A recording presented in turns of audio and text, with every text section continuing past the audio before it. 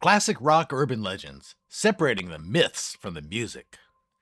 Paul McCartney supposedly died in 1966. Keith Richards had his blood completely replaced. Led Zeppelin made a deal with the devil. Robert Johnson sold his soul at the crossroads. Elvis faked his death. These stories have traveled through rock history with the same staying power as the greatest hits themselves. Some started with a kernel of truth. Others are pure fabrication.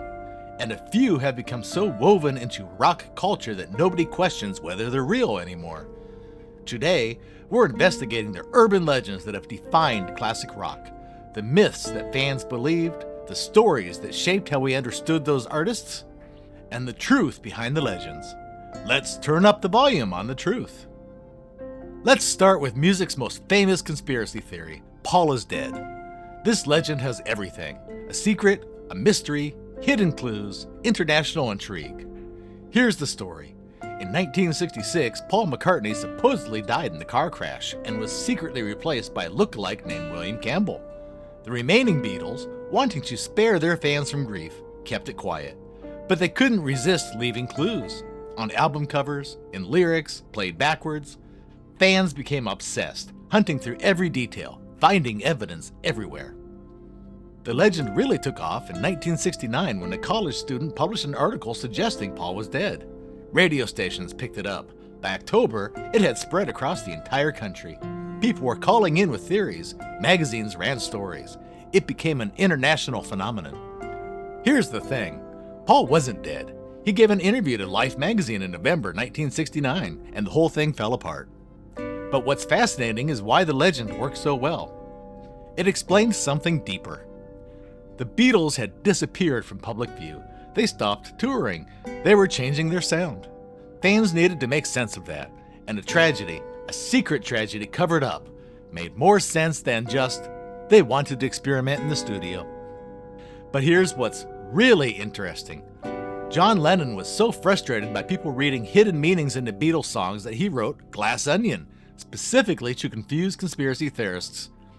The lyrics said, "Here's another clue for you all. The walrus was Paul." And what did conspiracy theorists do? They read even more into it. Sometimes, the more you deny a conspiracy, the more people believe it's real. Now we're heading down to the Mississippi Delta, where one of blues' greatest mysteries was born. Robert Johnson was a legendary bluesman who lived in the 1930s. Here's the famous story. Johnson was just another guitar player, nothing special. Then he disappeared for a couple of years. When he came back, he was transformed. One of the greatest guitarists anyone had ever heard. How did that happen? According to legend, Johnson went to the crossroads at midnight and made a deal with the devil himself. The devil tuned his guitar. In exchange, Johnson gave his soul. The story is so powerful that it became foundational to rock music mythology. The 27 Club, musicians who died at age 27, is partly rooted in this legend. Johnson died at 27.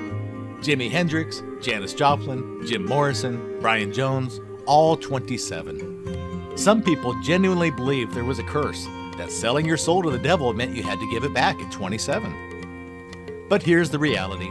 The Crossroads story started as an offhand comment. A preacher and blues musician named Son House was interviewed years after the fact. He said that Johnson must have sold his soul to the devil because his improvement was so dramatic. Son was making a joke. It got written down. It got repeated. And it became one of rock's most enduring legends.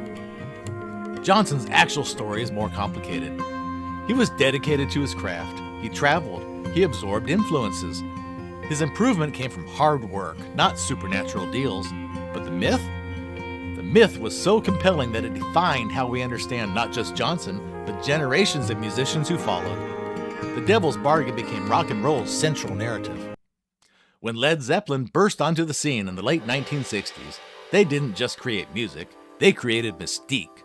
And part of that mystique was darkness, occultism, mysticism, references to ancient mythology. But the mystique eventually transformed into something else, accusations that they'd made a pact with evil forces. The story goes that guitarist Jimmy Page was deeply involved in occultism. He allegedly bought Boleskine House in Scotland, a property once owned by notorious occultist Aleister Crowley. The band supposedly performed rituals to cement their success. Their most famous song, Stairway to Heaven, was said to contain hidden satanic messages when played backwards. Some fans claim you can hear demonic voices. Others point to mysterious tragedies that befell the band and their loved ones, deaths, illnesses, accidents, as evidence of a curse. Is any of this true? Well, Page was genuinely interested in mysticism and the occult. He said so in interviews. He bought Boleskine House. He owned books on the subject. But there's a huge difference between being interested in something and actually performing dark rituals to sell your soul. When pressed directly, Page has clarified that he was interested in history and Western mysticism, not devil worship. As for Stairway to Heaven, Page has addressed this too. He pointed out that if you look hard enough at any song, you can find hidden messages. The Beatles were accused of the same thing. If you're determined to hear satanic messages, you will. Your brain will find patterns. The real truth is simpler. Led Zeppelin was smart.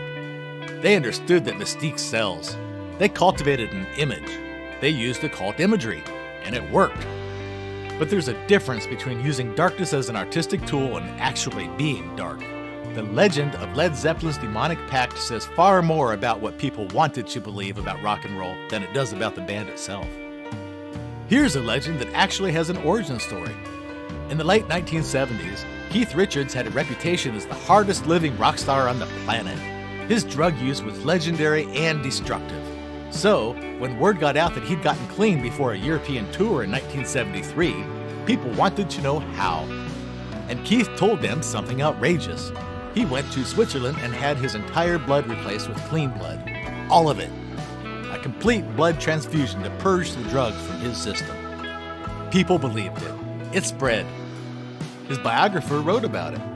It became part of Keith Richards' legend, a man so committed to rock and roll excess that even getting clean had to be extreme and bizarre. Here's the thing, Keith made it up.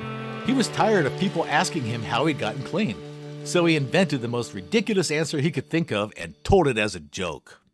And everyone took it seriously. He even said that he'd open his jacket and say, "How do you like my blood change?" like it was the most natural thing in the world. Did he actually undergo some kind of blood filtration? Probably. Modern blood dialysis exists. But a full-body blood transfusion? No. What's remarkable about this legend isn't whether it's true, it's that Richards' joke was so good, so perfectly in character, that people believed it. Because with Keith Richards, you genuinely couldn't tell what was real and what was fiction. That ambiguity became part of his mythology. Beyond these major myths, classic rock is filled with stories that blur the line between truth and legend. The 27 Club.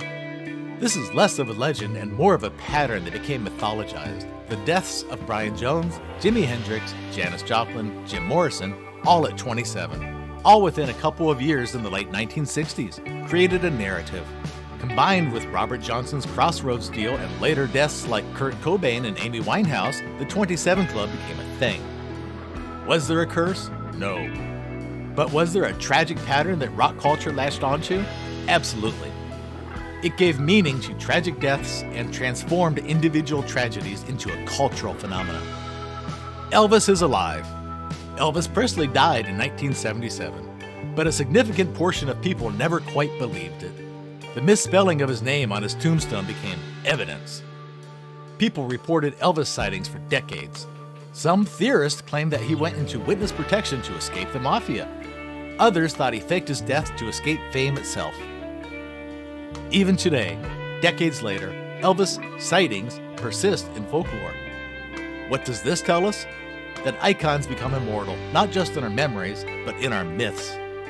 We're reluctant to let them go. Rod Stewart's stomach pump. This is perhaps the most bizarre of all rock urban legends.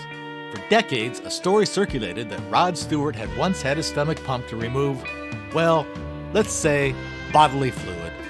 The story changed depending on who was telling it. Sometimes it was sailors.